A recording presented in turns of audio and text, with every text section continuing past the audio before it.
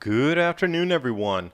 Hudson Bay, dark blue ice anomalies. So rare, they need icebreakers at the end of July, going to be going into August to deliver supplies. I thought that's strange. And sure enough, on the regional ice charts, showing the same thing. But Environment Canada, you would never even notice anything the way they have their weekly ice coverage for the season. But don't worry, we're going to lose all this coverage next year as all 4 satellites that maintain Arctic and Antarctic sea ice are going to go down at the same time. And hopefully such a simple device such as the thermometer will stay functional so we can continue to see that Arctic temperatures are below normal. And with the climate changing so quickly, droughts, cold, floods, you're going to have to grow some of your own food. TrueLeafMarket.com. The Adapt 2030 link is below in the description box, as well as all the links to tonight's videos and images, and links to the Tri-Weekly podcast, mini Ice Age conversations, more in-depth analysis on these same issues, interviews with interesting people, all in the description box below.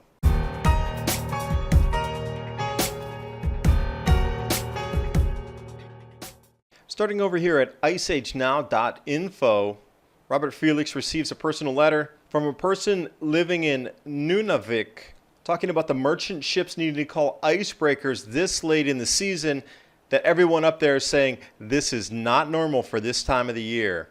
The map included in the letter where that H is northern Hudson Bay. Easy enough to check and see indeed is this ice up there.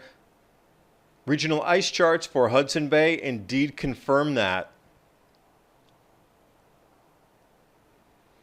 Last week of July, icebreakers needed. This will take us into August as well. Just a week ago on the 23rd, that dark blue is extreme above normal ice anomalies. And then in that same article on iceagenow.info, included in this July 23rd synopsis here, where the ice should still be in Hudson Bay.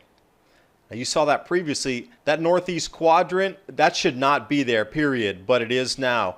And as we look into July 30th, that coverage of the entire Hudson Bay area should have shrunken to almost nothing in that southwest quadrant. But here we are. How much ice is still in that bay? Anomalous to say the least. Now also to keep this in mind, this information that we're receiving is about to cease.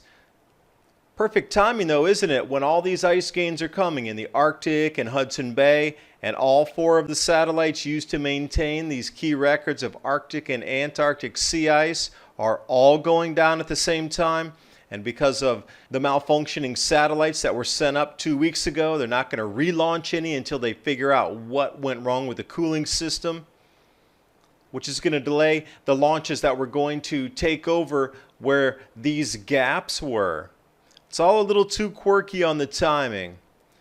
Also looking at Environment Canada, you would never even notice off this weekly mean chart that there was any above normal ice in Hudson Bay, which makes me start to question what is the information they're putting out.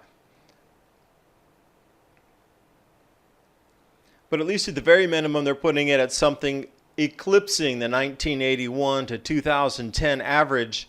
That's not making news. I'm wondering why.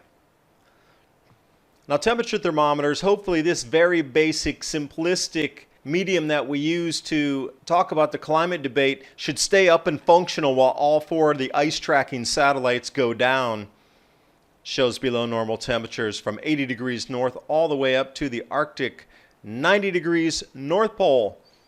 Below normal temperatures so far through this entire melt season. And you know what? The melt season's over in about a month. Usually it tapers off. First week, second week of September. We're already coming into the first week of August. And also from Polar Portal, you'll see the same thing, those heavy ice anomalies. That's at the far left of the chart there. You'll see that purple that's right at the edge of Hudson Bay, getting into the at least 3 foot thick areas. Passages leading in there as well.